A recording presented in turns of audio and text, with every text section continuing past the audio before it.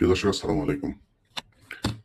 আপনাদেরকে আগেই জানিয়েছিলাম রাত ১০টায় আমরা বাংলাদেশের ইতিহাসের ক্ষণজন্মা এক নক্ষত্র সালমান শাহের মৃত্যুদিন উপলক্ষে তার ২৯ বছর পূর্ণ হলো। সেদিন উপলক্ষে আমরা একটা লাইভ অনুষ্ঠান করব। সেখানে তার মা নীলা চৌধুরী উপস্থিত থাকবেন। আমাদের সাথে তিনি উপস্থিত আছেন। আমাদের যেই অনুষ্ঠানটি হওয়ার কথা ছিল সেটি আমাদের কারিগরি কারণে আমরা যুক্ত হতে পারছিলাম না। সেই কারণে কিছুক্ষণ দেরি হলো। এজন্য আগেই দুঃখিত। যাই হোক, আলোচনায় যাচ্ছি। আমরা বাংলাদেশের মানুষ যারা আমার খুব ছোটবেলায় আমি দেখেছি যে সালমান শাহের যে সিনেমাগুলো, ওই সময়ের গান এখনো পর্যন্ত মাঝে মধ্যে শুনি। আ এই বাংলাদেশের চলচ্চিত্রের আমি মনে করি যে সেটা একটা টার্নিং পয়েন্ট ছিল। সালমান শাহ মারা যাওয়ার পর তার যেই অভাব সেটা আর কখনোই বাংলাদেশের চলচ্চিত্র পূরণ করতে পারেনি। সেই শূন্যস্থান পূরণ করেছে আ বাংলাদেশের চলচ্চিত্র একটা, কি বলবো যে, আ খুব বাজে একটা পরিস্থিতির ভেতর দিয়ে গিয়েছে। এবং সেখান থেকেই চলচ্চিত্র ধসে পড়েছে। সেই আ চলচ্চিত্রের ফাঁকা জায়গাটা পূরণ করেছে ভারতীয় আগ্রাসন। এবং ভারত এখন বাংলাদেশের চলচ্চিত্র বলে আসলে কোনো কিছু নাই। তারা যা করে সেটাই আমাদের দেশের মানুষ বিনোদন হিসেবে নেয়। যাই হোক, এখন সালমান শাহের মৃত্যুর ২৯ বছর ধরে তার মা তার বিচারের জন্য বিভিন্ন দুয়ারে, দুয়ারে ঘুরছেন, কিন্তু সেই বিচার এখনো পর্যন্ত তিনি পাননি। আমরা দেখছি যে একেকবার একেক ধরনের কথা বলা হচ্ছে। কিছুদিন আগে রুবি চৌধুরী তিনি বলেছেন যে তাকে হত্যা করা হয়েছে। কিভাবে হত্যা করা হয়েছে সেটাও তিনি বলেছেন। তার কিছুক্ষণ পরেই আবার তিনি বলেছেন তিনি অসুস্থ, তাকে ওষুধ খেতে হয়, ট্রিটমেন্ট নিতে হয়। আমরা এই বিষয়টা নিয়ে তার স্ত্রীর কথাও এখন মাঝে মধ্যে শুনি। তার অর্ধ উলঙ্গ যে স্ত্রী সামিরা চৌধুরী, তিনি এখন বিভিন্ন জায়গায় ন্যাংটা হয়ে ঘুরে বেড়াচ্ছেন এবং অশালীন কথাবার্তা বলছেন সালমান শাহের মাকে নিয়েও।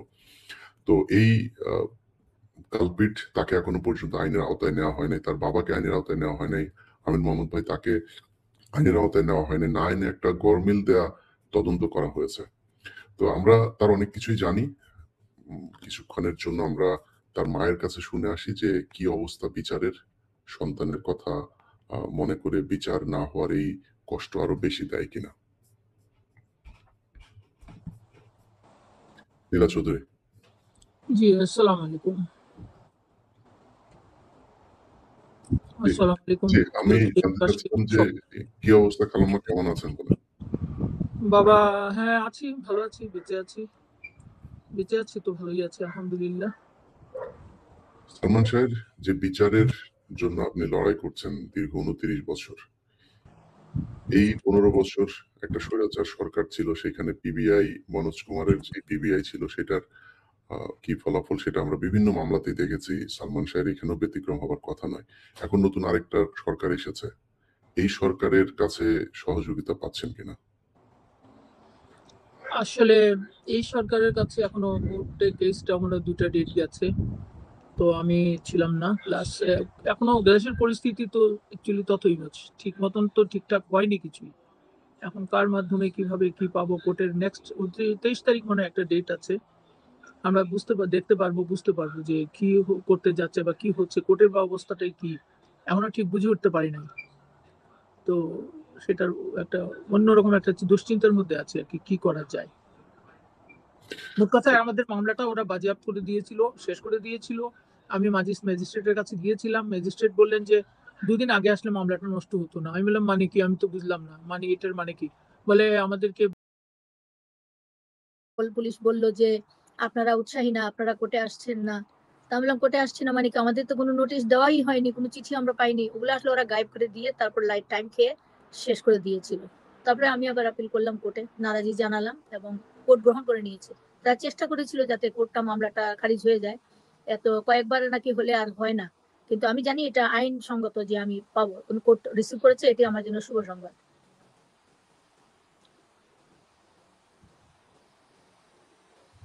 বলেন।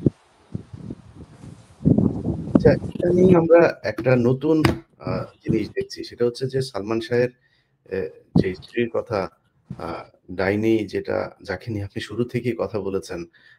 যদিও আপনি খুব আ কি বলবো যে অ্যাটাকিং মুড এ কখনোই তার ব্যাপারে বক্তব্য দেন নাই। কিন্তু ইদানিং তার কিছু বক্তব্য দেখছি যে তিনি নানান ধরনের অভিযোগ করছেন। সেই অভিযোগের ভেতরে মূল নিশানা হচ্ছেন আপনি। তার হঠাৎ করে এই সালমান শাহের বিষয় নিয়ে সে আবার মানে নিজেকে আবার সালমান শাহর স্ত্রী বলেও বিভিন্ন জায়গায় পরিচয় দিচ্ছে। অথচ এই পর্যন্ত ৪-৫ জনের সাথে তার পয়সাওয়ালা লোকজন পেলেই সেখানে যেয়ে হামলে পড়ে বিয়ে করছেন, টাকা-পয়সা হাতিয়ে নিয়ে আবার আরেকজনের কাছে যাচ্ছেন। তো সে হঠাৎ করে এত উত্তেজিত হয়ে গেল কেন? আলহামদুলিল্লাহ। এই কথার উপরে আলহামদুলিল্লাহ বলতে সুবহানাল্লাহ, সব জানেন। এবং আমি ১ম থেকেই কিন্তু আমি বলে আসছিলাম না যে আমি ধৈর্য হারাবো না। আমি বেঁচে যতক্ষণ আছি আমি আছি। তারপরে ইলিয়াস আছে, আকমল আছে, কামরান আছে, সুবল আছে, অনেকে আছে। হিন্দু, মুসলমান সব জাতি। সালমান শাহ ভক্ত। তারা কেউ না কেউ করবে। এটা আমি মরে গেলেও আমার বাচ্চা যদি না করে। তা আমার বাচ্চা সে বলছে না যে আমার নামে মামলা করেছে, সেদিনও বলছে যে সালমান শাহর ভাই শাহরানের নামে মানহানির মামলা করছে। কি মানহানির মামলা? এগুলো তো বাজে জিনিস। একটু কোর্টও জানে যে তো একটা দিনও তারা অ্যাটেন্ড করে নাই। আমার আর কোর্ট তো আমার উকিল তো অ্যাটেন্ড করতেছে। তো শাহরান নাকি ভয় পেয়ে যাচ্ছে না। কিন্তু শাহরানকে আমি এখন তো এইসব কাজে লাগার দরকার নাই। আমি জীবিত আছি। তারও সংসার আছে। তার জীবন জীবিকা আছে, নামাজ কালাম আছে। আমরা তো মুসলমান। সে উত্তেজিত হওয়ার কারণ এখন সে জানে পিবিআই কে তারা বশ করেছে। পিবিআই পুরো একটা গ্রুপ। এই যে বললে তারা আওয়ামী পুরো গ্রুপ। এদের কাছে আমি কামাল সাহেবের কাছে গেলাম যখন পিবিআই প্রথম পিবিআই তে গেল মামলাটা, তখন তারা বললেন আমাকে যে স্বরাষ্ট্রমন্ত্রীকে জানাতে হয়। তো স্বরাষ্ট্রমন্ত্রীকে জানাবার জন্য আমি অনেক মাধ্যম করলাম, দেখা করতে চাইলাম প্রধানমন্ত্রীর সাথে। তো শেখর আমাকে, যে শেখর অনেক ছোট মানুষ, আমি দেখলাম যে ওরা একটা পুরো বেষ্টনী তৈরি করে রাখছে। আর সামিরার বাবা ও তো ওই যে এস আলমের গ্রুপের মানুষ ওরা। তো সে তখন অনেক প্রভাবশালী লোক। খালি বলতো নেত্রীকে দিয়ে দেখাই দিব না, নেত্রীকে দিয়ে ওই করবো না। তো পলিটিক্স করছি আমরা। আর সে আমাকে নেত্রী দেখালো। আমি তো নেত্রীর কাছে চাই নাই, আমি আল্লাহর কাছেই চেয়েছি। ছেলে আল্লাহর কাছে গেছে গিয়া, আমি আল্লাহর কাছে বিচার চাইছি, ওনার কাছে চাওয়ার কথা না। কিন্তু যে পিবিআই বা একটা এজেন্সির কাছে আমার মামলাটা গিয়েছে, বাদী হিসাবে সরকারকে আমার জানাতে হয়। তো আমি স্বরাষ্ট্রমন্ত্রীর কাছে যাওয়ার আগে আমি প্রধানমন্ত্রীর সঙ্গে দেখা করতে চেয়েছি। শেখরের ওখানে কতবার যে আমি গেলাম, যে শেখর আমার বাসায় আসতো, ছোট মানুষ, একটা ছোট্ট পদে ছিল, সে তো পরে বিশাল মানুষ হয়ে গেল। তার গেটে সে আমাকে দাঁড়ানো রেখে ইলিয়াস সে পাশ দিয়ে কেটে চলে যায়, আমাকে চিনলো না, আমার সঙ্গে দেখা করলো না। আমি বুঝে নিলাম এটা একটা বিরাট ষড়যন্ত্র, আমাকে ঢুকতে দিবে না। এবং পরে শুনলাম যে প্রধানমন্ত্রীর বাড়ির গেটে বলে দেওয়া হয়েছে আমি গেলে যাতে কোনো রকম না ঢুকতে পারি। আচ্ছা, আলহামদুলিল্লাহ, আমি ক্ষান্ত হলাম না। আমি পরবর্তীতে আমি একজন মোহাম্মদপুরের এক এমপির মাধ্যমে আমি স্বরাষ্ট্রমন্ত্রীর ওখানে যাব ঠিক করলাম। একা তো আমি যাব না। তো সেখানে আমার আরো ১০-১২ জন কর্মী টর্মী অনেক ছিল। সন্ধ্যা ৬টা থেকে রাত্রে ১:৩০ বেজে গেল। আমার ব্যাগটা আমার হাতে নিয়ে ঢুকতে দিবে না, গেটে রেখে দিল। ১:৩০ দিকে ও তখন আমি খুব আত্মসম্মানে লাগতেছিল যে এত রাতে একজন মহিলা একটা রাজনৈতিক অফিসে, আমি তো যাইনি কোনোদিন, তাও গেলাম। আচ্ছা, ভিতরে ঢুকার পরে আমি যে দৃশ্যটা দেখলাম, না হলেও ২৫ জনের উপরে মানুষ ওই রুমের মধ্যে ঘিরে আছেন কামাল সাহেবকে। কামাল সাহেব উঠলেন, ওনা বললেন একজন মহিলা গেছে, গেলে তো মানুষ ওরকম সম্মান দেখায়।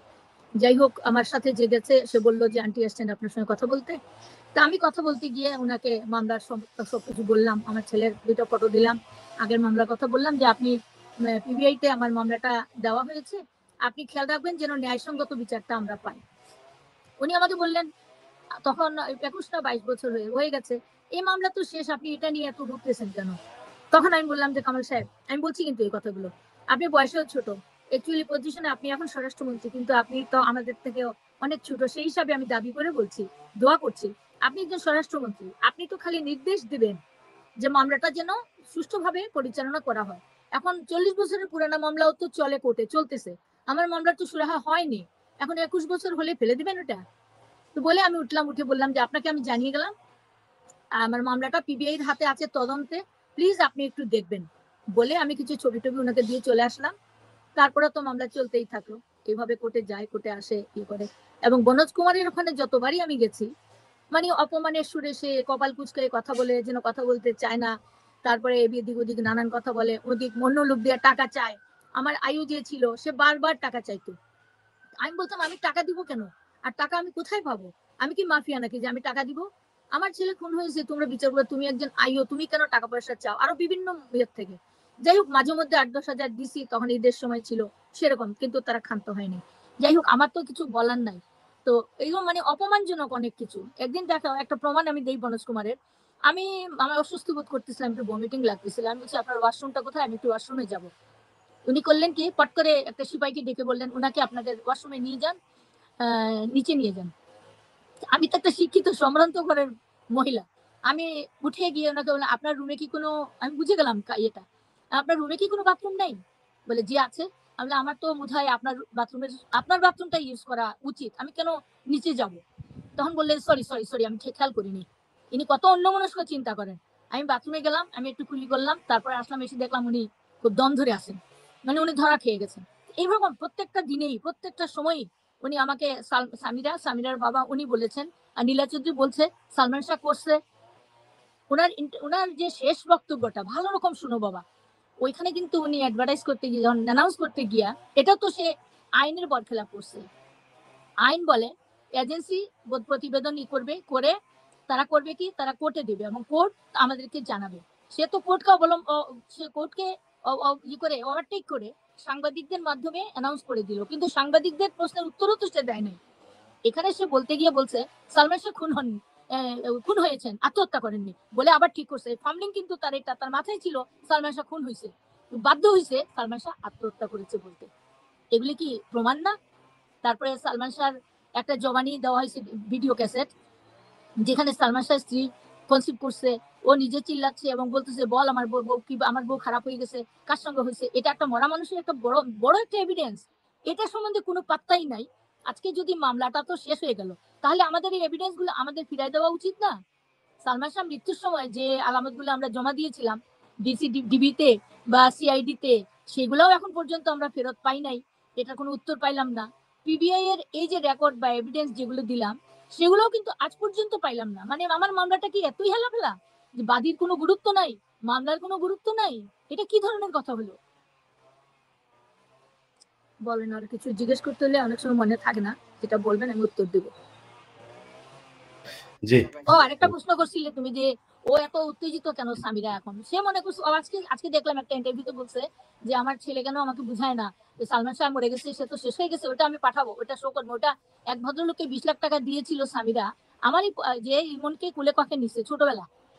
ইমন যখন 2 বছরের 3 বছরের, তখন সে 12-14 বছরের, ওই লোকটা তাকে আমার বাসায় খাইছে থাকছে, ইমনকে কুলে নিত। আমার হাজবেন্ড ম্যাজিস্ট্রেট ছিলেন, খুলনায় ছিলাম তখন। তাকে আমি বিজনেসে, আমাদের বন্ধু বান্ধব ইঞ্জিনিয়ার ছিল, ছোট ছেলেটা বাপ ফালাই গেছে যে আমার বাসায়, আমি ওকে বিজনেসে লাগাই। এখন সে অনেক ভালো টাকা পয়সার মালিক। সে ওই শেয়ার ছিল আমার ছেলের বাসায়, এসে 20 লাখ টাকা নিয়েছে খুলনায়, সিমের ব্যবসা করবে ইমনের সঙ্গে। তো গিয়ে ওই টাকাটা খাওয়ার পরে ইমন আমাকে বলছে, আম্মা, আগে কিন্তু বলে নাই, তখন বলছে যে আম্মা ওইরকম মামা আমার কাছ থেকে 20 লাখ টাকা নিছিল এরকম করবে বলে, তো টাকাটা তো আর পাইলাম না আম্মা, বলছে ব্যবসাটা ফল করছে, পারে নাই। এই মহিলা, এই স্বামীরা ফোন করে ওই ভদ্রলোকরে ওকে দিয়া এই ভিডিওতে বলাইছে যে ইমন আমাকে দেখতে পারতো না। সে বলতেছে কিন্তু ওইখানে যে ইমন তো আপুরি একদম সহ্য করতে পারতো না। আর আমি আর তুমি তো আপুর সম্বন্ধে জানি, আর কেউ তো অত বেশি জানে না। হ্যাঁ, এইসব বলার পরে দেখি করছে যে এই যে যখন ভিডিওতে দেখলাম ভক্তরা পাঠাইছে, আমি কিন্তু কথা ধরতে পারতেছি না, তো বয়স হয়েছে আর মনে নাই। আর ভিডিওতে অডিওতে মানে বয়সটা কেমন ফামলিং করতেছে, এমন অস্পষ্ট। আল্লাহ জানে, হঠাৎ করে আল্লাহ সাহায্যে আমার নাম মনে হয়ে গেল। আল্লাহ, এটা তো আনোয়ারের গলা। তো আনোয়ারকে ফোন করলাম আমি, অনেকবার ধরে না পরে ধরলো, পরে সে কসম খায় আমি এটা বলি নাই, আমি এটা করি নাই। আমি বললাম দেখো, তোমার কসম খাওয়ার কোনো চান্স নাই, কারণ তোমাকে তো আমি ভিডিও পাঠাইছি, পুরো ভিডিওটা পাঠিয়ে দিয়েছি তোমাকে। তারপরে যখন সে অস্বীকার করলো, তখন আমি অন্য ফোন থেকে তাকে শুনাইলাম, তখন সে জব্দ হয়ে গেল। জব্দ হয়ে বললো যে আপু আমাদের মাফ করে দাও, আমার তুমি যদি মাফ না করে দিলে কিয়ামতে আমি মাফ করবো না। তো আমি বলছি না, আমি মাফ করতে পারবো না। তুমি আমি বলছি না আমার পক্ষে বলো, তুমি ডাহা মিথ্যা কথা কেমনে বললা? বলো, তুমি আমার চরিত্র খারাপ ছিল? আমি কি চরিত্র খারাপ মানুষ? সামিরা যেটা বলতে চাইছে, আমার ছেলে আমার সম্বন্ধে মিথ্যা কথা বলছে, আমাকে পছন্দ করতো না বলছে, তুমি বলো। এটা আমি তোমাকে পাঠাবো, এটা তো ভাইরাল হয়ে গেছে ওই ইউটিউবে আজকে সকাল থেকে। তো সামিরা মনে করছে, ওইখানে সামিরা বলতেছে শাহরান কেন এখনো মাকে বুঝায় না যে যা হয়েছে আম্মা হয়েছে, এটা ছেড়ে দাও, ইমন তো আর ফিরে আসবে না। আমি যদি মেনে নেই সালমান শাহ আত্মহত্যা করছে, মামলাটা যেটা মিথ্যা কথা, একটা মা মেনে নিতে পারে? আমি জানি সালমান শাহ আত্মহত্যা করে নাই, তাকে মেরে ফেলা হয়েছে।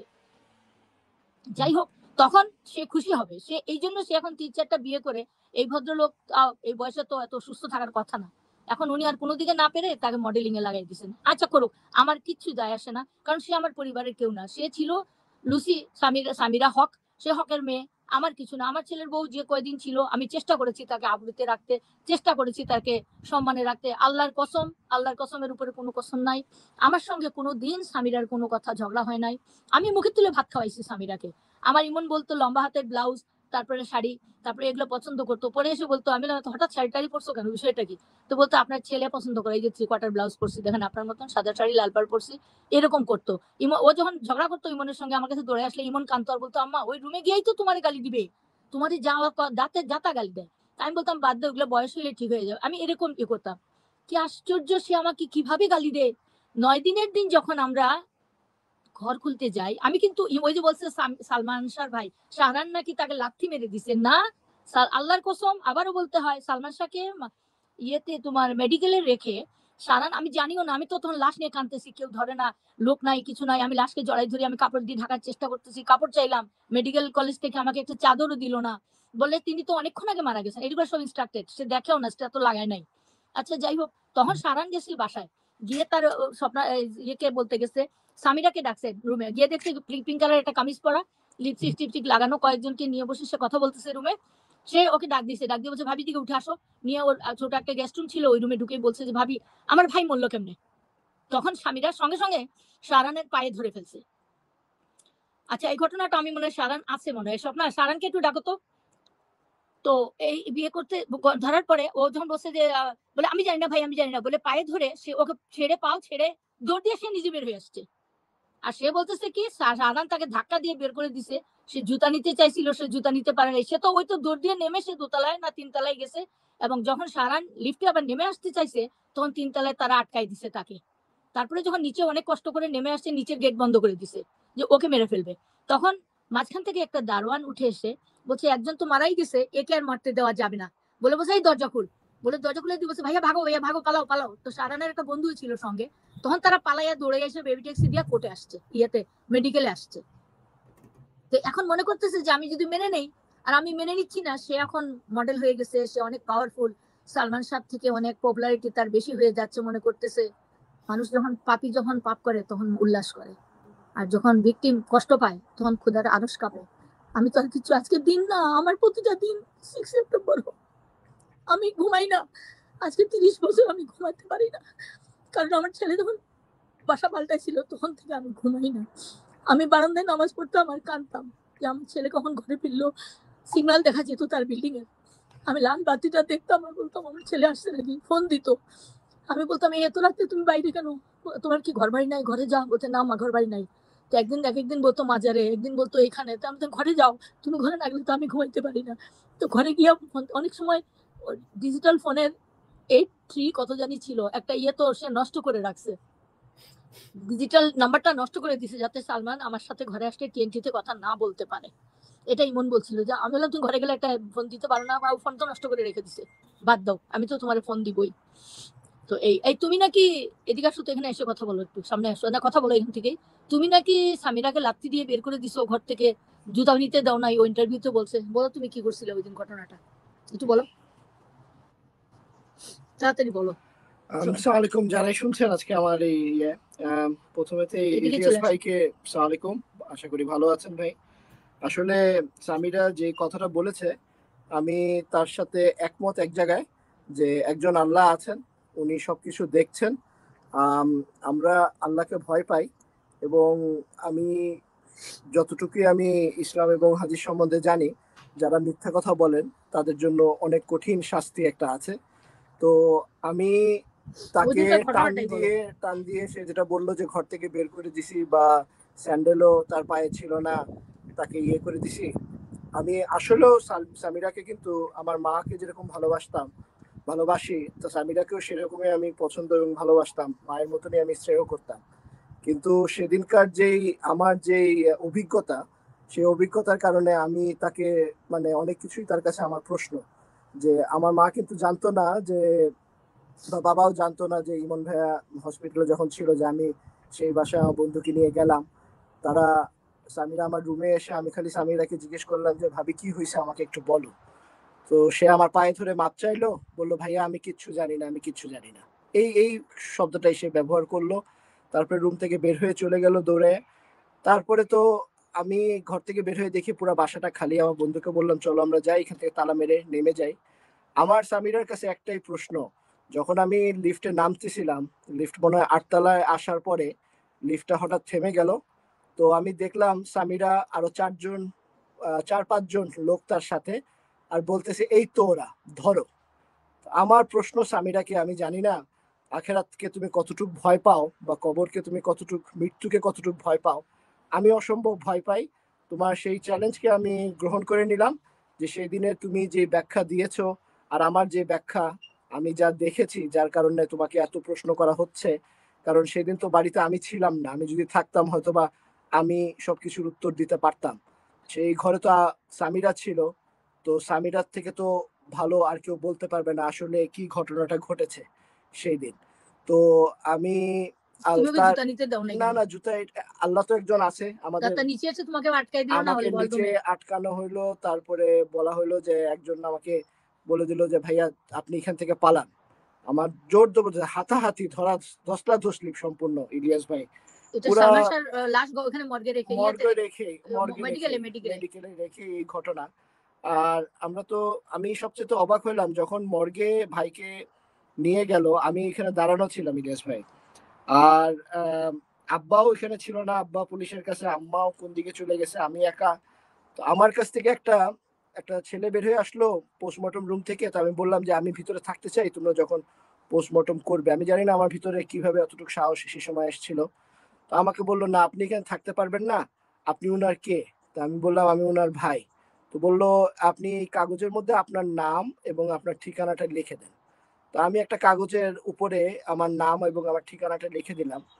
পরে আমি যখন এই ইনভেস্টিগেশনটা চলাকালীন পরে ওই সময় দেখলাম যে সেটা বলে পুলিশের সুরথাল ছিল, সেই সুরথালের মধ্যে বলে আমি আমার নাম এবং আমার ঠিকানাটা লিখেছিলাম, যে আমি মেনে নিচ্ছি যে আমার ভাইয়ের পোস্টমর্টমে এই আমি তারা দেখেছি, দেখেছি, সাক্ষী। আমি সাক্ষী হিসাবে। তো আল্লাহ একজন আছেন, বিশ্বাস করি, এবং আল্লাহ সবকিছুই দেখছেন, সবকিছুই জানেন। আপনার আমার, আমাদের সবার থেকে বেশি তার সবকিছুই জানা আছে। হাসর একদিন হবে, এটা আমরা বিশ্বাস করি, এবং কারো চুল পরিমাণ কিছু কারো কাছে কেউ লুকায় রাখতে পারবে না, সেটাও আমি বিশ্বাস করি। তো সেই উসিলায় আজকে এই 6 সেপ্টেম্বর আমাদের কাছে, 6 সেপ্টেম্বর যখনই আসে তখনই ওই স্মৃতিগুলা এত মানে দৃশ্যমান হয়ে উঠে সামনে। আমার ভাইটাকে, আমার ভাই তো অসম্ভব, আমি ওকে অসম্ভব ভালোবাসতাম, এখনো বাসি, প্রতিদিনই আমি তার কথা চিন্তা করি। আজকে সকালেও তার জন্য দোয়া করেছি। তো আমার ভাইকে যখন আমি গোসল করাইলাম, আমার এই স্মৃতিগুলা, এই 6 সেপ্টেম্বরের স্মৃতিগুলা আমার 6 জন্য, সেপ্টেম্বর তো প্রতিদিনই হয় আমার আমার ঘরে। জন্য ভোলাটা খুব কষ্টকর হয়ে দাঁড়ায়। তো আমি সবাইকেই বলবো যে আপনারা যারাই যেখানে আছেন, যারাই ইয়ে করছেন, সবাই শুধু একটা কথাই আল্লাহর কাছে বলেন যে আল্লাহ যেন এটার বিচার করে। আমাদের হাতে হয়তোবা সেই ধন বা কোনো পাওয়ার কিছুই হয়তোবা আল্লাহ নাই, তো সেটা তো আমরা খুশি, আল্লাহ যেটা ভালো মনে করেছেন আমাদের জন্য সেটাই হয়েছে। আমার ভাই একটা অনেক ভালো জায়গায় আছে, সেটা আমার বিশ্বাস। এই দুনিয়ার এই আজাবের থেকে অনেক ভালো একটা জায়গায় আছে। সামিরার এগুলা কর্মকাণ্ড আজকে যা করছে, এটা কবে সেটা আমি আগে জানতাম। যদি আমার ভাই দেখতো বা সামনে উপস্থিত থাকতো, তার জন্য যে কত বড় এটা টর্চার হতো, তার থেকে আমার ভাই মুক্ত হয়ে গেছে। সেটার জন্য আমরা এখনো দুনিয়ায় যারা আছি, আমরা হয়তো বা এটা জ্বলতেছি, এটা যে ভুগতেছি, কিন্তু সে একজন ভালো মানুষ ছিল, তাকে আল্লাহ সসম্মানে সেভাবেই নিয়ে গেছেন। আমি না, মার সবার কোলে কাছে, একটা বাচ্চা যাওয়া সেটা তো অনেক সম্মানের এবং মঙ্গলের। হ্যাঁ সেটাই আচ্ছা, আমি সালমা একটা জিনিস বলি, মানে এই মামলাটা কি মামলা ছিল একটু বলেন তো? এই তো এই একটা ভালো পয়েন্ট আমি ভুলে গিয়েছিলাম। আচ্ছা, এই যে সারান বললো না ওকে নিয়ে একটা সই করানো হয়েছে সাদা কাগজে। আমি বারান্দায় ছিলাম সই ওখানে, না, আমাকে বলা হয়েছিল নাম যে ঠিকানা আমার লিখতে। নাম ঠিকানা। হ্যাঁ, ওইটাই সই। আচ্ছা, নাম ঠিকানা লিখলে অ্যাড্রেসটা লিখতে হয়। আচ্ছা বলি, তখন তো ও ছোট, তখন আবার বলছিল যে আমি তো বাংলায় লিখতে পারি না, তো বলছে ইংলিশে লেখো। ওইরকম কি ইংলিশ বাংলায় লিখছে। আচ্ছা যাই হোক, আমি ছিলাম বারান্দায় বসা, বাইরে উঠানের মধ্যে চাচি নজরুল, সোহানুর রহমান, সোহান, রাজীব, এরা সব জড়িত। এই সুকুমার রঞ্জন, এরাই কিন্তু ইন্ডিয়ান মানুষ দিয়া, এরা সামিরার সাথে পুরা গ্রুপ হইয়া এরাই মাস, এরা এখানে ফিল্ম ইন্ডাস্ট্রির সবাই জড়িত, দুইটা একটা মানুষ ছাড়া। আচ্ছা আমি তো জানি না, আমি বারান্দায় পড়ে লুটোপুটি খাচ্ছিলাম, তখন দেখলাম রাজীবের বউ দেবী, পরে পরে দেখছি আমি, প্রথম তো আমার মনে নাই, আমার পাশে বসা ছিল এই দেবী, কিন্তু পরে আমার নামে অনেক বাজে কথা বলছে, তাকে দিয়ে বলানো হয়েছে। যবে দেবী আমাকে নিয়ে বসা ছিল, হঠাৎ আমার মনে হয়েছে যে আমার হাজবেন্ডকেও দেখছি না, আমার ছোট ছেলেটা নাই এখানে। আমি দৌড়ে উঠে গেছি, গিয়ে মর্গের দিকে ঢুকছি, ঢুকে দেখি আমার ছেলে ওখানে বসা, ওরা কি লিখতেছে ওই কোণার মধ্যে একটা রুমে। আর ইমন ছোঁয়া, আমি ইমনকে দেখে তো কেঁদে পাগল হয়েছিল, গিয়ে ওকে ধরছি, ধরে বুঝলাম যে আমার একটা তো গেছে গিয়ে, তুই আমরা তুই এখানে কি ওনে নিয়ে কি করো, ওই হাত থেকে পুলিশের, আমি ওকে কেড়ে নিয়ে ওই আমার ছেলে শাহরান আর ওর বন্ধু আহরাজ ছিল, ওকে দুইজনকে নিয়ে কারে বার করে আনছি, এনে বলছে তোর আব্বা কই, বলে ওই যে ওই রুমে আব্বা। তো রুমে ঢুকে দেখি পুলিশ অফিসার অনেকেই দাঁড়ানো, আর টেবিলে আমার হাজবেন্ড কাঁদতেছে, চোখ বয়া পানি পড়তেছে, চিৎকার করতেছে, আর একটা কাগজ টেবিলের উপর রাখা, অনেক কিছু লেখা, আর বলতেছে এখানে সই করেন। আমি তখন বলছি কিসের সই, কেন সই, যে বলে আপনার ছেলে মারা গেছে, এটা সই, এটা একটা অপমৃত্যু হয়েছে। আমি বললাম আমার ছেলে মারা গেছে, আমি আবার দেখাবো, আমি মানি না আমার ছেলে মারা। আমি তো তখন পুরো পাগল। আমি বলছি আমি সিএমএইচে নিয়ে যাব, এই তুমি কিছু করবে না, তুমি কিছু লিখবে না। এখন আমি বারে বলতেছি, ওরা কিন্তু আমি বের হয়ে আসার পরেই ওনার কাছ থেকে সই নিছে। এই যে এজাহারটা দিতে হয় মানুষ মারা গেলে, এটা কিন্তু আমার হাজবেন্ড লেখে নাই, এটা লেখছে পুলিশ, লেখে তারপরে ওখানে সই নিছে উনার। এটা পরে অনেকদিন পরে একজন সিনিয়র লয়ার উনি বলছেন এটা তো বলছে একজন ম্যাজিস্ট্রেট সাক্ষী দিয়ে দিয়েছেন আপনার হাজবেন্ড। আমি ম্যাজিস্ট্রেট সাক্ষী দিবে কেমনে, সে তো দেখে নাই, তার ছেলের পোস্টমর্টম তো সে দেখে নাই, এটা তো তারাই লিখে সই নিছে, ওরা লিখছে অপমৃত্যু। আর এই মামলাটা এতদিন টানার কারণটা হলো এই অপমৃত্যু মামলা, এখনো তারা মার্ডার মামলায় নিল না। আমরা এরপরে আমার হাজবেন্ড মার্ডার মামলা করেছে, তখন ডিসিডিবি বদলুল করিম বললো যে আমরা যে ইনভেস্টিগেশন করছি অটোমেটিক এটা মার্ডার মামলায়, এইভাবে বলতে মামলায় নিয়ে যাবে, আজ পর্যন্ত নেওয়া হইলো না। ওইভাবে চলতেই কিন্তু পিবিআইতে আসলো, এবং আমরা তখন চাইছিলাম কার কাছে জানি না, পুলিশের কাছে একবার চাইলে আনলাম, পুলিশের বেলায়ও তাই আমি হলো, এই জন্য পুলিশ আপনার কাউকে বললাম, জিজ্ঞাসাবাদ তেমন করলো না, আমি যাদের আপনার ডাকার সাথে কথা, যেমন জি, তখন খালাম্মা পুলিশ একজন সাক্ষী দিতে রাজি হয়েছিল, পুলিশ দিবে, তাকে ডাকা হয় নাই, এইভাবে অনেকেই কোনো সাক্ষী তারা আচ্ছা নেয় না। খালাম্মা এই হলো ঘটনাটা। খালাম্মা আমি বলি, আমি আপনার মার্ডার সাথে মামলা অপমৃত্যু মামলা করে রাখছে, এটা মার্ডার মামলা এখনো ওইভাবেই আছে কিনা জানি না, তো আমি এটা আমার অ্যাডভোকেট বলতে পারবে। আচ্ছা আমি বলি আমি আপনার সাথে এই ক্লিয়ার হইছি আমি। দেখে আমি এটা করব দেখে আমি বেশ কয়েকজনের সাথে কথা বলেছি, আইনজীবীর সাথে কথা বললাম, আমি শুনতে পাচ্ছি না কথা। পুলিশের ঊর্ধ্বতন একজনের সাথেও কথা, আপনি শুনছেন না? হ্যালো হ্যালো, জি। আচ্ছা আপনি, আমার মনে হয় আপনি হ্যালো আপনি আরেকবার কেটে আরেকবার ঢুকতে হবে বোধহয়, আপনার কলেজ ছিল এই কারণে বোধহয় শোনা যাচ্ছে না।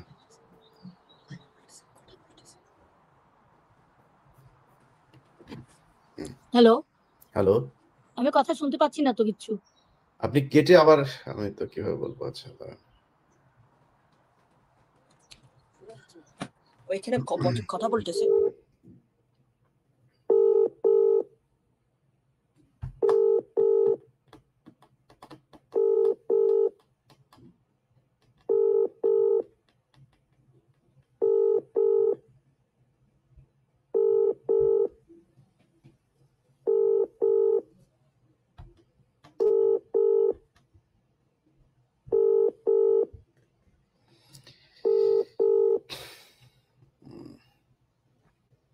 আচ্ছা, আমরা এতক্ষণে উনাকে পাওয়া পর্যন্ত আমরা বাংলা এডিশনের আজকে সালমান শাহকে নিয়ে একটি ছোট একটি ডকুমেন্টারি করা হয়েছে, আমরা সেটা একটু দেখে আসি। যে খুনটির জন্য আমার ফাঁসি হচ্ছে সে খুনটি আমি করিনি মা। এই সত্যের যদি আমি নিজের ছেলেকে কোরবানি দিতে চেয়েছি, সেই সত্য তোমার মিথ্যে হতে পারে না, আমি প্রমাণ করে দেবো। সিনেমাতে সমীকরণ মিললেও বাস্তবে এখনও মেলেনি সমীকরণ। ৯০ দশকের জনপ্রিয় নায়ক সালমান শাহর মৃত্যু হত্যা নাকি আত্মহত্যা, পুলিশের দেয়া সমাধানের পরও এখনো রয়েছে ধোঁয়াশা। সালমান শাহ আত্মহত্যা করে নাই, সালমান শাহ খুন হয়েছে। রাবিয়া সুলতানা রুবি ৯০ দশকে অসংখ্য তরুণ তরুণীর স্বপ্নের নায়ক সালমান শাহর প্রতিবেশী ছিলেন। দেশ ছেড়েছেন সালমানের মৃত্যুর পরই। এই হত্যা মামলার অন্যতম আসামি রুবি দফায় দফায় নিজেকে নির্দোষ দাবি করে দিয়েছেন ভিডিও বার্তা। ২২ বছর পর হঠাৎ এই নায়ককে হত্যা করা হয়েছে এমন দাবি করে ফেসবুকে করেছেন লাইভ। সালমান শাহ ইমন আত্মহত্যা করে নাই, ইমনের স্বামীরা, আমার হাজবেন্ড ও স্বামীরার সমস্ত ফ্যামিলি সবাই মিলে খুন করছে। পরদিনই আবার নিজেকে মানসিক রোগী দাবি করে বলতে থাকেন সালমানের মৃত্যুর বিষয়ে কিছুই জানা নেই তার। এতে বিভ্রান্ত হয়ে পড়েন সালমান ভক্তরা। আমি যা কিছু বলেছি এটার কোনো মূল্য নাই, আমি প্রমাণ দিব যে আমি মেন্টালি সিক ছিলাম, আমার হসপিটালের কাগজ আছে তো। সালমানের মৃত্যুর ১ বছর পর ১৯৯৭ সালে হত্যার দায় স্বীকার করে রিজভী আহমেদ ফরহাদ নামে আরেকজন ১৬৪ ধারায় দিয়েছেন জবানবন্দি। রেকর্ড করা সেই জবানবন্দিতে রিজভী বলেন, সালমানকে ঘুমাতে দেখে তার উপর ঝাঁপিয়ে পড়ে ফারুক পকেট থেকে ক্লোরোফোমের শিশি বের করে। এরপর সামিরা সেটি রুমালে দিয়ে সালমানের নাকে চেপে ধরে। ধস্তাধস্তির এক পর্যায়ে মামলার ৩ নম্বর আসামি আজিজ মোহাম্মদ ভাই এসে সালমানের পা বাঁধে এবং খালি ইঞ্জেকশন পুশ করে। তুমি মোর জীবনের ভাবনা, হৃদয়ে সুখের দোলা। এতে সহায়তা করেছে সামিরা এবং তার মা লতিফা হক। পরে ড্রেসিং রুমে থাকা মই নিয়ে এসে আগে থেকে আনা প্লাস্টিকের দড়িতে আজিজ মোহাম্মদ ভাই ও ডন সিলিং ফ্যানের সাথে ঝোলায়। সালমানকে হত্যা করতে ডন, ডেভিড, ফারুক, জাভেদের সাথে সামিরার মা লতিফা 12 লাখ টাকায় চুক্তি করেন। তোমাকে চাই, শুধু তোমাকে চাই। সালমানকে শেষ করতে কাজের আগে 6 এবং পরে আরও 6 লাখ টাকা দেয়া হবে বলেও চুক্তিতে উল্লেখ থাকার কথা স্বীকার করেন রিজভী। তবে আদালতে স্বীকারোক্তি দিলেও পরবর্তীতে তদন্তকারী কর্মকর্তা জেলখানায় জিজ্ঞাসাবাদ করলে রিজভী বলেন হত্যার বিষয়ে কিছুই জানেন না তিনি। ওনার সাথে আমার কথাবার্তা হলো, উনি বললেন এইভাবে জিনিসটা করো, যা উনি শিখিয়ে দিয়েছেন ওইভাবেই। বললাম ওকে ঠিক আছে, এতে যদি আপনার কোনো উপকার হয় তাহলে আমি অবশ্যই করব। এরপর দীর্ঘদিন নিখোঁজ থাকা রিজভী লন্ডনে বসে একটি গণমাধ্যমে দেয়া সাক্ষাৎকারে বলেন সালমানের মা নীলা চৌধুরী তাকে বাধ্য করেছেন মিথ্যে বলতে। আমি যে কাজটা করেছি আসলে আমি কাজটা মনে হয় ঠিক করিনি, আমাকে দিয়ে করিয়েছেন। অন্যদিকে 2020 সালে সাবেক পিবিআই প্রধান বনোজ কুমার সংবাদ সম্মেলনে বলেন নীলা চৌধুরী নয়, রিজভীকে সে সময় থানার ওসি সহ 2 পুলিশ কর্মকর্তা বাধ্য করেছিলেন জবানবন্দি দিতে। সালমানের বাবা তখনকার ক্যান্টনমেন্ট থানার ওসি এবং 2 জন সাব ইন্সপেক্টর তাকে সালমানের হত্যার ব্যাপারে স্বীকারোক্তি দিতে উদ্বুদ্ধ করেছে। একদিকে রুবি, অন্যদিকে রিজভীর এমন সন্দেহজনক কথাবার্তার মধ্যে সেদিনই বনোজ কুমার তড়িঘড়ি করে ঘোষণা করেন পিবিআই এর সবশেষ তদন্তে সালমান শাহ আত্মহত্যা করেছেন। বর্ণনায় একটি চিরকুট আর নানান কথা বললেও রুবি রিজভীদের বক্তব্যগুলো বিশ্লেষণ করেননি বনোজ কুমার। সাক্ষ্য প্রমাণিত সামগ্রিক বিষয়াদি পর্যালোচনায় আসামিদের বিরুদ্ধে অভিযোগকারীর আনিত অভিযোগের প্রাথমিক সত্যতা পাওয়া যায়নি। আবার মৃত্যুর পর থেকেই স্বামী আত্মহত্যা করেছেন এমন দাবি করে আসছেন সালমানের স্ত্রী Samira. Unnatural death, which is suicide or accident, not murder. মাত্র 30% টাকায় জমির মালিক হয়ে নতুন বাংলাদেশের গড়ে তোলার স্বপ্ন দেখা বাংলা বসতি। এদিকে কিংবদন্তি এই নায়কের মৃত্যুর 29 বছর পূর্তি আজ। ছেলেকে পরিকল্পিতভাবে হত্যা করা হয়েছে দাবি করে তার বিচার চেয়ে 20 বছরেরও বেশি সময় দেশে পার করেছেন সালমানের মা। দেওয়া হয়েছিল তো বিচার চাই নাই তিনি আমার ওয়েট তো ওটা থাকার কথা না, ও প্লাস্টিকের যে ইয়েটা ছিল ওটার উপরে রশি ছিল, কিন্তু ওটা তো ভাঙি যাওয়ার কথা, থাকার কথা না। সালমান শাহের সাথে আগের যে একটা নায়ক ছিল সেটা আসলে বুঝাই যায় না, কারণ তার লাইফস্টাইল এখনকার নায়কদের সাথে মিলে একদম, তাকে এখনকার নায়করা ফলো করে। আমি চাই যে এটা তদন্ত করে বিচার করা হোক, আমি এটা চাই, আমি কি সবাই চাবো এটা, যারা বুঝে তারা এটা সবসময় আপক্ষেই যাবে। আমি কেউ যাক বা না যাক, আমি একবার তো বলছি যে এটা বিচার চাই যে তাকে কিভাবে কেন মারা হলো, এটা বিচার চাই। যে করা দেখছি আমার তো খুব ভালো লাগছে। আমরা স্বপ্ন থেকে মহামিলন ছবি, দেড়মোহন, তুমি আমার আশা ভালোবাসা, স্বপ্নের ঠিকানা, স্বপ্নের নায়ক, সব ছবিগুলো আমার তো খুব ভালো লাগবে।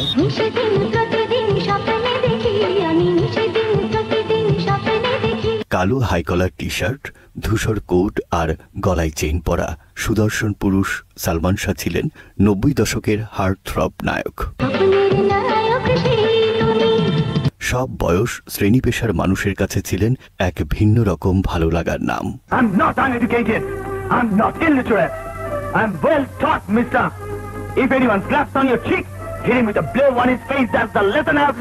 কেবল রূপালী পর্দায় নয়, ব্যক্তিগত জীবনেও ছিলেন ভীষণ রোমান্টিক। কখনো ভাবিনি আমি তোমাকে পাবো। রাকিব জুয়েল, বাংলা এডিশন।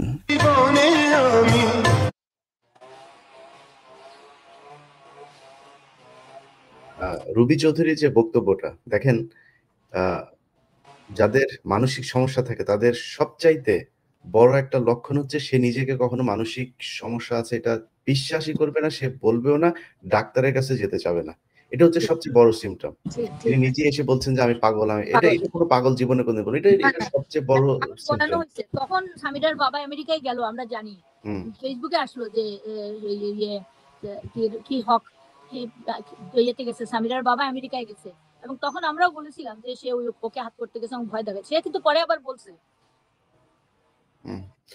না খালাম্মা, একটা সত্যি কথা বলি, সেটা হচ্ছে আপনার ছেলে বলে আপনার খুশি করার জন্য না, আমি নিজে বাংলা সিনেমা টিনেমা দেখি না, সালমান শাহ যখন বেঁচে ছিল তখন আমরা অনেক ছোট, তখন দেখেছি, তার সিনেমা দেখেছি। ওই সময় টাকা চুরি করে, বাবার পকেট থেকে টাকা চুরি করে নিয়ে ভিসিআর দেখেছি।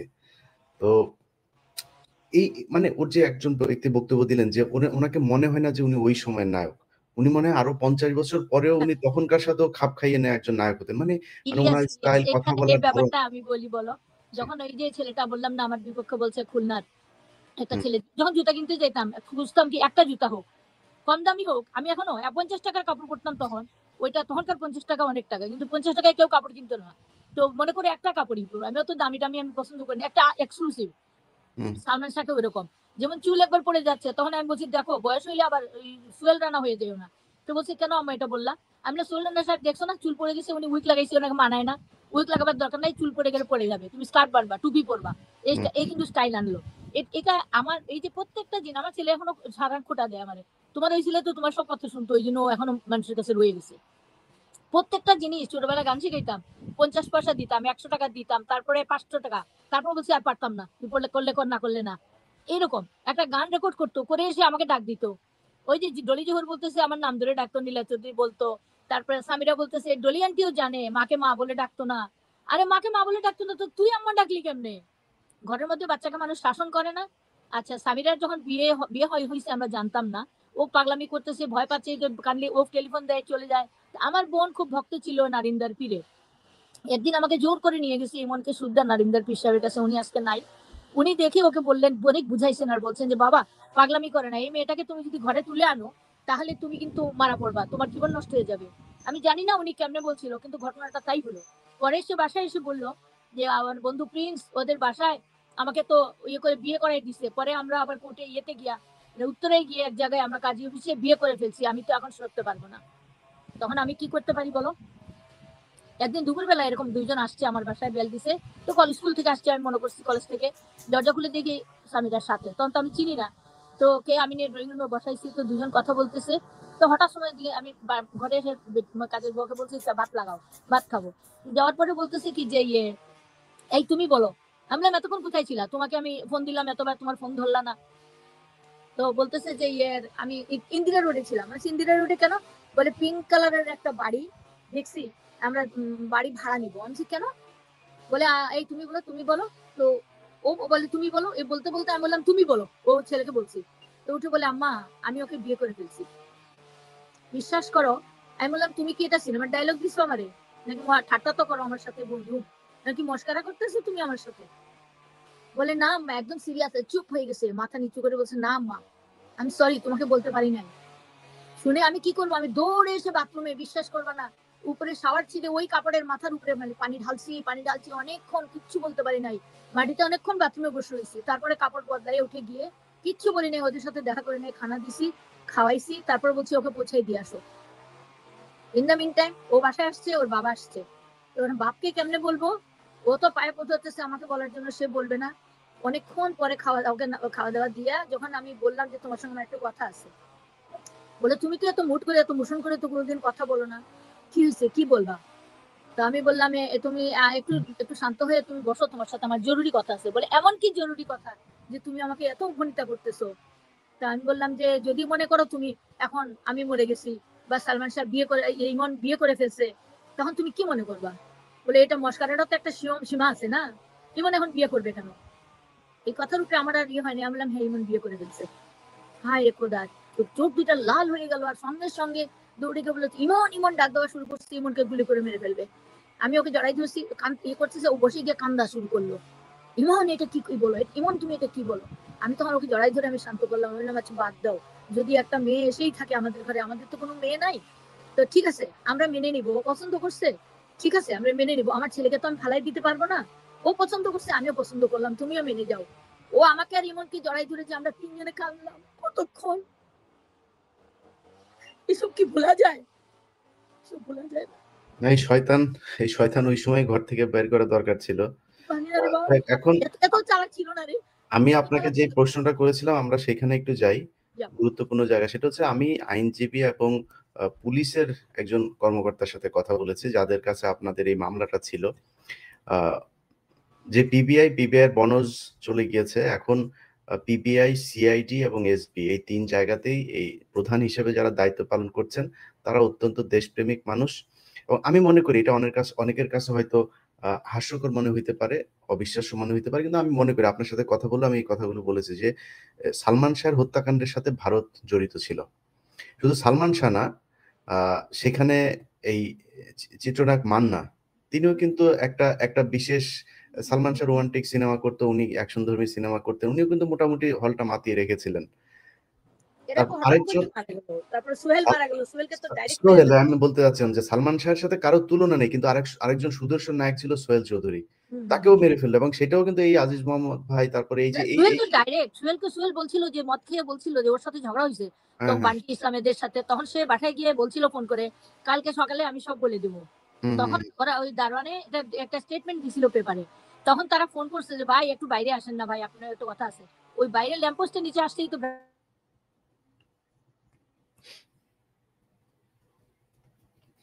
জি, সেখানে যেই আমি এই যে এর আসামি তো আজিজ মোহাম্মদ ভাই, ও তো শাস্তি হয়েছে, তো একে ধরে আনলেই তো সালমান শাহর মামলা ওটার মামলা তো একই হয়ে যায়। না সেটাই তো, আমার মনে হয় এই জিনিসগুলো করা উচিত। তবে আপনাকে আমি যেটা বলবো যে আপনাদের যে মামলাটা, এই মামলাটা কিন্তু এখনো পর্যন্ত হত্যা মামলা হয় নাই। না, আমি আজকে সেটাই করলাম। তো যদি হত্যা মামলা না হয় সেক্ষেত্রে আপনি হত্যার বিচার কিভাবে পাবেন? এখন আপনারা আদালতে নারাজি দিয়েছেন বা যে অবস্থাতেই আছে সেটাকে আমি আপনাকে যদি আমাকে জিজ্ঞেস করেন কোথায়, আপনি পিবিআইতে নিয়ে আসেন। আবার পিবিআই এখন বনজের ওইখানে না, একজন সৎ মানুষের আন্ডারে আছে। আপনি পিবিআইতে আবার আনার আবেদন করেন, পিবিআই কে তদন্ত দিতে বলেন। আমার বিশ্বাস যে এটার ভালো একটা তদন্ত হবে এবং এটার বিচার আপনারা পাবেন। আর আমি আপনার সাথে আছি।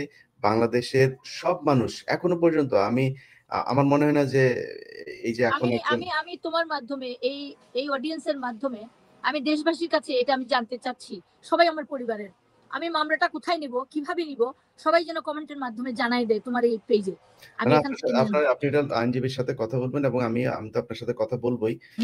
এখন বিষয় হচ্ছে আমাদের যেটা করণীয় সেটা হলো এই মামলাটা দ্রুত হত্যা মামলা করতে হবে, এই অপমৃত্যু মামলাটা মার্চ করতে হবে হত্যা মামলা হিসেবে, এবং তারপরে আপনি আপনার পছন্দের যেই তদন্ত সংস্থা তাদের কাছে আপনি দেওয়ার আবেদন করবেন। সেটা এখানে যারা করবে দেশবাসী বলুক, সবাই তোমরা এটাতে যান, আপনি সিআইডিতে যান, এসবিতে যান, পিবিআইতে যেতে যান, আমি মনে করি না খুব বেশি ম্যাটার করে। ৩ জায়গাতেই ভালো মানুষ আছেন, তারা তদন্ত করুক, তদন্ত করে তারপর জিজ্ঞাসাবাদ করতে হবে। আপনার যে আসামিদের কথা আপনি বলেছেন সেই আসামিদের গ্রেপ্তার করতে হবে, জিজ্ঞাসাবাদ করতে হবে, করে তারপরে করতে হবে। একটা প্রস্টিটিউট এখন এসে রাস্তায় নেমে তারপরে সালমান শাহর স্ত্রী পরিচয় দিয়ে তা করবে। ৪টা-৫টা বিয়ে মাঝখানে তো কতগুলি গেছে এটা জানিও না। না, তার যে বেশভূষা, সে যত বুড়ি হচ্ছে তত মনে হচ্ছে যে উলঙ্গ হয়ে যাচ্ছে, কয়দিন পরে জায়গা পুরা ঘুরবে মনে হচ্ছে। তারই 25 বছরের ছেলে কি কিছু বলে না? আমার ছেলের কথা বলে যে আমার ছেলে আমাকে বুঝায় না। ছেলে তোর বাপের মতোই, ওই মহিলার বাপ যেরকম এসালমের চেলা, ছেলে তো ওইরকমই হবে। এই ঘরে কি হবে আমার বলেন? নমরুদের ঘরে নমরুদ পয়দা হুয়া, আর কি হবে? তো যাই হোক, আমরা এটা দেখি ইনশাল্লাহ। সালমান শাহের প্রতি মানুষের যে ভালোবাসা এখনো পর্যন্ত আছে। এখন আমি কাউকে ছোট করে কথা বলতে চাই না, আমাদের এক নায়ক এখন সুপারহিট নায়ক আছে, বিশাল নায়ক। আমি দেখলাম 2-3 দিন ধরে 2-3 জন পরিচালক এই ফেসবুকে দেখলাম যে লিখেছেন যে তিনি সালমান শাহর চেয়ে উপরে চলে গিয়েছেন। সালমান শাহর চেয়ে উপরে বাংলাদেশের সব হলটল সব বন্ধ হয়ে গেছে, এত উপরে গিয়েছেন উনি। এইসব হিজড়া মার্কা নায়ক দিয়ে সালমান শাহের ছোট করে কথা বলা, এটা খুব আপত্তিকর। এটার উত্তর আমার কাছে আছে। ওই যে একজন ভদ্রলোক এসে বললো, তোমাকে যেমন বললো আমাকে বললো যে আমার ছেলে এবার ফার্স্ট হয়েছে, তখন আমি যে বললাম যে আপনার ক্লাসে কতটা স্টুডেন্ট ছিল, বলে ও একলাই ছিল। এখন তোর এফডিসি নাই, কিছু নাই, সেও অনেক সিনেমা খালাম্মা। আপনি তখন লন্ডনে ছিলেন না দেশে ছিলেন জানি না, আমরা তখন সিনেমা দেখেছি। আমি ছোট, আমরা মানে হল তো পরের কথা, হলের প্রথম যেদিন সম্ভবত শুক্রবারে বোধহয় হলের নতুন সিনেমা আসতো, শুক্রবার থেকে শুরু করে 3-4 দিন হলে জায়গাই হতো না। এরপরে পরের শেষের দিকে গিয়ে একটু সুযোগ হইতো দেখার।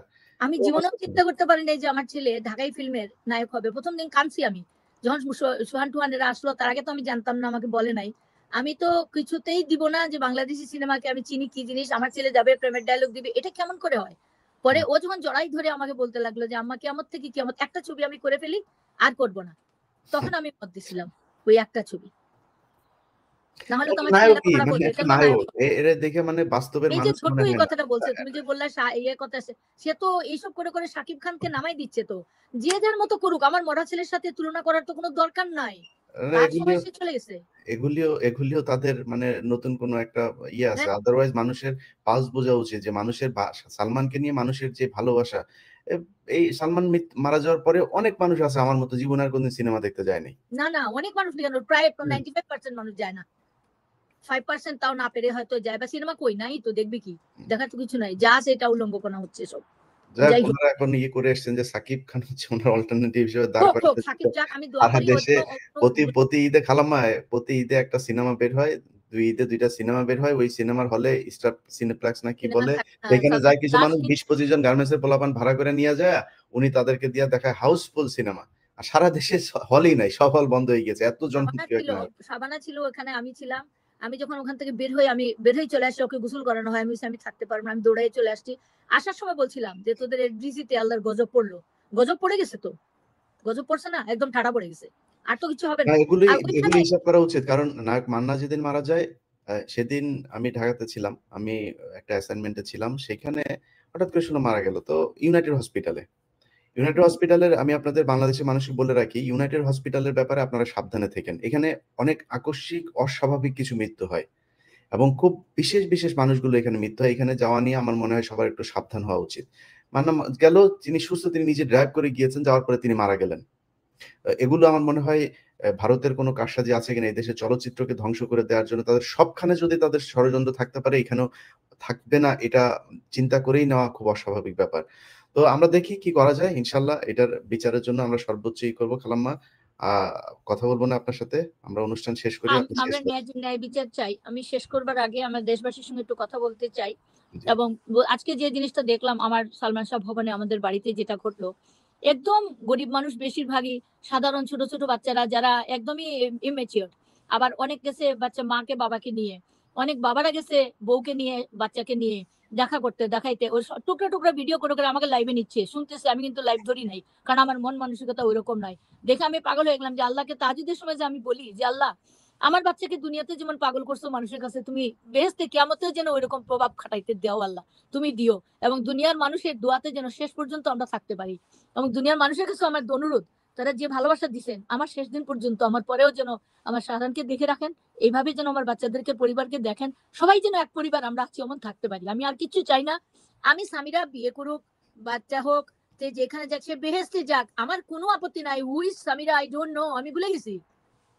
সালমান শাহ যেদিন বিয়ে করছিল, সেদিন সামিরা হক, সামিরা চৌধুরী হয়েছিল।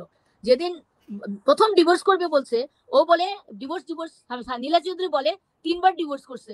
ডিভোর্স তো একবারই হয়। হ্যাঁ, আমিও বলি ডিভোর্স তো একবারই হয়। তো এটা ইসলামে আছে যে শান্ত মাথায়, সুস্থ মাথায় যদি একবার চিন্তা করে কোনো স্বামী তার বউকে ছেড়ে দিবে বা বউ স্বামীকে ছেড়ে দিবে, তালাক কিন্তু তখন হয়ে যায়। তো তালাক তো হয়েই গেছে। আর সে বলে কি, সে চিটাগাং বাপের বাড়ি চলে গেছে, সে তো যায়নি। ইমন এসে বলতো, আমি বলতাম সামিরা কোথায়, নিয়ে আসলি না কেন? কয় কিছু প্লেনে তুলে দিয়েছি, চিটাগাং গেছে গিয়া। কেন?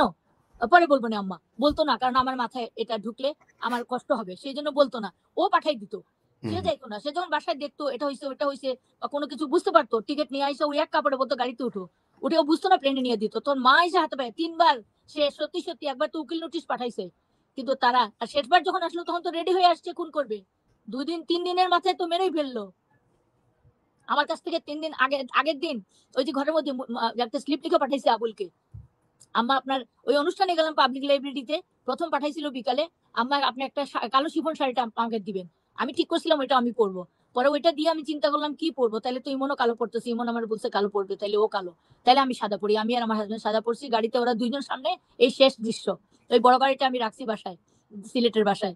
ওই গাড়িতে সামনের সিটে ও আর সামিরা, ও ড্রাইভ না, আমি আর আমার হাজবেন্ড ড্রাইভ করতেছিল, ও আমার হাজবেন্ড, ও আর পিছনে তারা 2জন কালো কাপড় পরা বসা। এইভাবে পাবলিক লাইব্রেরি ঢুকলাম, ওখান থেকে আসলাম। ফেরত আসার পরে সন্ধ্যার পরে আসলো আবুল একটা স্লিপ নিয়ে, আম্মা ইমন অনেক লোককে খেতে বলছে। তো আমি সবসময় ফ্রিজে মুরগি রাখতাম বাড়তি, কারণ ইমন কতজন লোক নিয়ে আসে আমার বাসায় কোনো ঠিক নাই, রাঁধতে হইতো। তখন বলছে যে পারলে 7-8টা মুরগি আমাকে দিবেন। তো আমি আবার বলছি এত মুরগি দিয়ে কি করবে রে? কয় জানি না আম্মা। তো আমি যা ছিল আমি তুলে বার করে দিয়ে দিছি। ওই মুরগি টুরগি এগুলো কিচ্ছু পাই নাই, খালি বাসন আর রক্ত, মুরগির রক্ত, মাছের রক্ত, ঘরে পালানো। এই খায় এই নাই, তারপর মহিলা থেকে উপাস। এই মহিলাটা কথা বলতো যে সালমান শাহের শাবনূরের সাথে প্রেমের সম্পর্ক ছিল। আপনি বলেছিলেন আমাকে বিষয়গুলো। এটা দর্শকদের সামনে একটু পরিষ্কার করেন। প্রেমের সম্পর্ক তো ছিল না। এটা তো আসলে সামিরা এটা এইটুকু বলে বলে আইওয়াশ করতো। আইওয়াশ করে এমনকে ওইদিকে ভয় রাখতো, সাংবাদিকদের দিয়ে এড়াইয়ে রাখতো।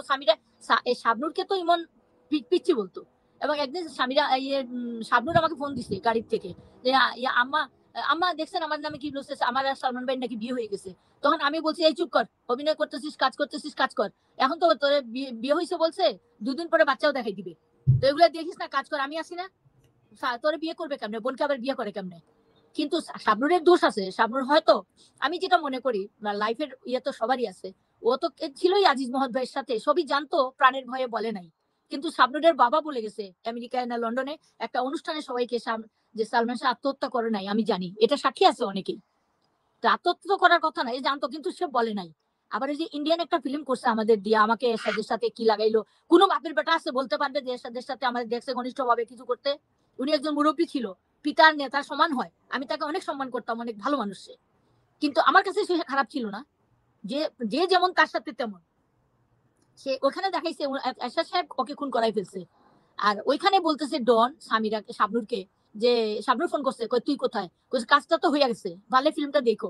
আমি একবারই দেখছি, কাজটা তো হয়ে গেছে। তো বলছে কি কাজ? ওই যে ওইটা। তখন ও বলছে আল্লাহ তুই কি বলিস? বলে হ্যাঁ তুই না বলছিস এরকম এরকম এরকম এরকম। তো বলে ইয়াল্লাহ এটা তো কি হয়ে গেল? বলে ওইখানে অন্যভাবে অন্য মোড়ে নিয়ে গেছে। তাহলে শাবনূর জানতো, এবং শাবনূর সবটাই জানতো। আল্লাহ জি জানতো। কালাম্মা, শাবনূরের আমরা সঙ্গে কোনো সম্পর্ক আমরা ছিল না। আমরা সবাই তখন মুস্তাকের সাথে তার সম্পর্ক, দারোয়ানের সাথে তার সম্পর্ক, অনেক কিছু ধরা পড়ছে সামিরার। এইগুলি যখন দেখছে একটা ছেলে তার বউ এরকম হয়েছে, সে কি কোনো পুরুষ মেনে নিবে? যখন দেখছে যে ওকে সত্যি সত্যি তালাক দিয়ে দিবে, তালাক দেওয়ার পরে সে এখানে থাকতে পারবে না এবং তাকে উঠাই দিতে হবে। তার মাও তো ওই দিন উপস্থিত ছিল ওই বাড়িতে। মা তাকে এটা তো খুন করার পরে রিজভি বলছে সকালে তার মা গেছে, মা গিয়ে 11টায় পৌঁছাইছে। 11টায় 11:30 আমার বোন ওর পার্লারে গেছে, আমার বোন পার্লারে ছিল, ওর মা আবার চা এনে দিছে আমার বোন মলিকে। তখন সে বলে নাই, তো সে তখনই গেছে ঢাকার থেকে গিয়ে চা দিছে। আমার বোন বলতেছে আমার এই প্রথম দিন প্রথম চা দিল সে এনে। বলছে আমি চা খাবো না, আমি চুল ব্লো করতে আসছি, আমি আমি চলে যাবো বাসায় এখন। ইন দ্য মিন টাইম খবর আসছে যে ওর ইমনের খবর গেছে। তো ও বলছে যে এরকম এরকম, ওর কাছে খবরটা শুনে আমার বোন ঘরে গেছে, গিয়ে চিলে কেন্দ্রে তখন থেকে ওরা রওনা হয়েছে। তোর ছেলের বউ, তোর মেয়ে বলছে তোর ছেলের মেয়ের জামাই মারা গেছে, তো তাৎক্ষণিক ভাবে তারা গাড়ি দিয়ে রওনা হবে না? কে বলতেছে সে সন্ধ্যা 7টায় পৌঁছাইছে, 12টায় খবর পাইছে। কেন? সে প্লেনে আসলেও তো আধা ঘন্টা সময় লাগে। আধা ঘন্টা সময়তে প্লেনে আসা উচিত না? উচিত ছিল না?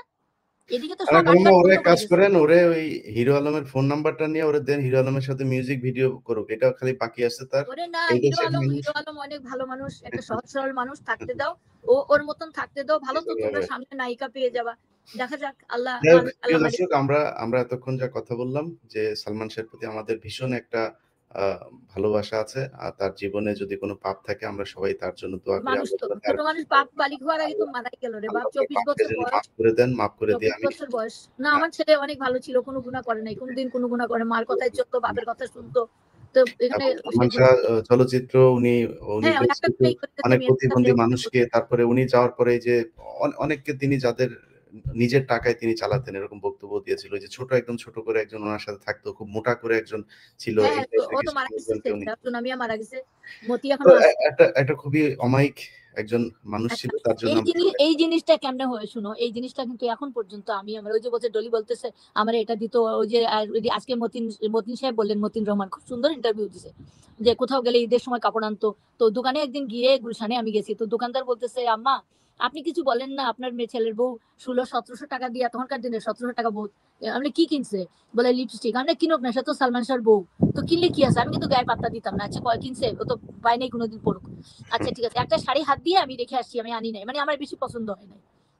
3-4 ঘন্টা পরে ইমন আসছে, তো বেল টিপসে মেয়েটা কাজ দরজা খুলে দিছে, এসে একটা ব্যাগ এরকম ঢিল মেরে সুন্দর করে বিছনায় ফালায় বসে আমাকে বলছে নেত্রী খুলে দেখো। আমাকে নেত্রী ডাকতো, তারপর আমি ওরা হিরো ডাকতাম, হিরো না। তা আমি বলতো আল্লাহ আম্মা আমাকে তুমি হিরো বানাইতে পারতে, হিরোই বানাই দিবা। তো সালমান বলতাম না, আমি বলতাম সোলেমান। তারপরে এই বলে হাসতো, আম্মা তুমি এগুলি কি বলো? আমার নেত্রী ডাকলে আমি বলতাম তো তারা এরকম করতো, আমরা ঠাট্টা মস্কারি। আর আমার হাজবেন্ড বলতো 2 পাগল উসলাইলে সামাল দেওয়া যায় না। তো শাড়ির প্যাকেটটা ফালাইছে না, আমি তো শাড়ি জানি না, আমি খুলে দেখতেছি একটা শিফন শাড়ি। তা আমি বলতেছি এই শাড়িটা আনলি কেন? এটা কে দিল তোরে? কয় দোকানদার বলছে তুমি দেখে হাত দিয়ে রেখে চলে আসছো। আমি পছন্দ হয় না, এটাই রেখে আসছি। কয় না আমার মা হাত দিবে আর ওই জিনিসটা আমি রেখে আসবো? আয়না দিচ্ছে আমাকে। ওই শাড়িটাই কিন্তু পরা ছিল যেদিন ওই লাশ নিয়ে গেলাম আমার গায়ে, দেখো প্রিন্টেড একটা শাড়ি, আমি ওইটা পরে সিলেট যাচ্ছিলাম। আগের দিন রাত্রে আমি বলছি তার ফোনে যে ইয়ে করো, কালকে সকালে সিলেট যাবো, চল না বাবা 7 দিন থেকে একটু শান্তি কর। বলছে আমার শোনা আম্মা না, তুমি চলে যাও, আমি এরপরে তোমাকে